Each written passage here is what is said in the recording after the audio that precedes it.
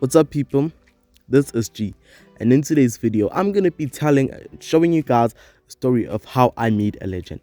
But before we get into the story, make sure that you guys like and subscribe. Alright then, I hope you enjoy. So, I was at home, living my best life as a teenage millionaire. Yeah, I live in a rich household with my mom, my dad, and my older brother Bob. So I was playing video games with Bob since we were almost the same age. Bob and I were technically best buds. We knew each other's secrets, we knew each other's fears and each other's dreams. And we never actually told anyone about that. So we were very comfortable with one another. And we both had amazing talents. Bob could dance and I could rap really fast and write heart touching poems. So, I was in my room busy with a poem. But before I get on with the story, allow me to introduce you to myself. My name is G, and I am a teenager that lives in a rich and wealthy home. I can have anything I want. My father is rich and a famous rapper. My mom is a beautiful model and a businesswoman. I live with one sibling that I mentioned earlier, Bob, and I go to the best high school in the whole country. And I'm very good at swimming. And that's it. Oh, and I forgot to mention that I am the kindest person ever. Okay, then, let the story go on. So, I was in my room and I received an invitation to attend at a poetry competition with the prize of getting a huge amount of money. I accepted the invitation and started practicing immediately. The next day, I went to school and went into class. In class, the only thing I could think of was the competition. So, I grabbed my notebook and I carried on with the poem that I was busy with. Ben, who was one of my best friends, sat next to me and asked, "Hey G, what's up with the seriousness? And what are you writing?" "Oh, it's just a poem. You know me, I write poems every time." "What's it about?" "I can tell you yet." "Oh, okay, whatever." So after class, I left the poem and focused on my school life. I was working with my two friends, Ben and Alex. All three of us were the best swimmers in the whole school, which made us extremely popular. And all the beautiful girls always surrounded us. We loved flirting with them, but we never actually thought of even dating them. I don't know why, but yeah. So, Alex told Ben and I that he was hosting a birthday party in the next week. We were very excited and we planned everything: what we were going to wear, who else to invite, which DJs to hire, where the party would be held, and where we were going to eat and drink. The party has to be epic, guys. "Yeah, I have something in mind."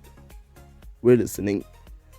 "Let's make the party a bit extreme by adding drugs in the snacks." "Are you crazy? We could get arrested for that.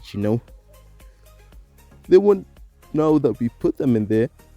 "Nah, man, I don't think that's a great idea." "Yeah, that's too risky." Okay, it was just a suggestion." After school, we went for swimming practice. Like always, we were the fastest. Ben swam for 30 seconds, I swam for 30.4 seconds, and Alex swam for 29.8 seconds. Alex came out in first place, Ben came out on second place, and I was in third place. "Great swimming, kiddos. I'm proud."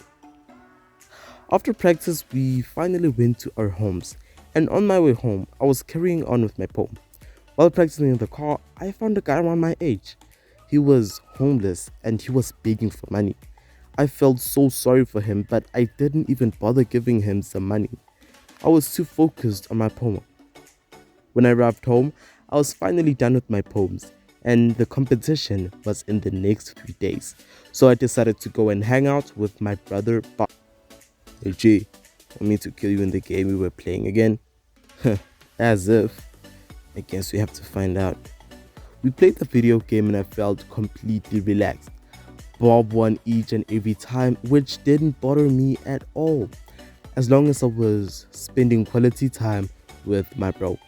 After playing the game, I told Bob of my poetry competition and he listened to my poem. "Wow, are you Maya Angelou and William Shakespeare's kid or something? Because wow, these poems are so amazing. Do you think I'll win?" Of course, bro. I mean, who else write poems this good? Okay then, I think I'm ready. Okay, we went to go sleep and the next day we went to school. On the way to school, I saw the homeless guy again. This time I couldn't ignore him. The traffic lights were red, so I gave him some money and promised to see him after school. After school, I picked the homeless boy up and took him home. So, what's your story? My name is James, and I was abandoned from my home because my parents couldn't afford taking care of me. So they just kicked me out of here, and here I am trying to make a life. I'm so sorry to hear that. Okay, I think I'll help you with everything, okay? I told my parents about James and they adopted him. He had a shelter and he was in a millionaire household. On the day of the competition, I felt weak. I couldn't go to the competition. My throat was aching. I couldn't move.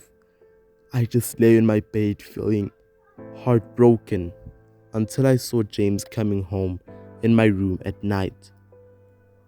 Oh, you useless little thing. I went to the competition and won all the money by reading your poems. Yeah, I poisoned you too. I'm not done with taking your life. So sit tight and watch. He left the room and locked it. I was crying in pain, not knowing what to do. I felt better after some days and I managed getting out of my room and ready to tell everyone about how fake James was. But I was too late. It was like I was invisible. No one spoke to me, including my own brother and my own friends. James took over me. I finally had enough and stole some money and left. I started a rapping career and turned out being very successful.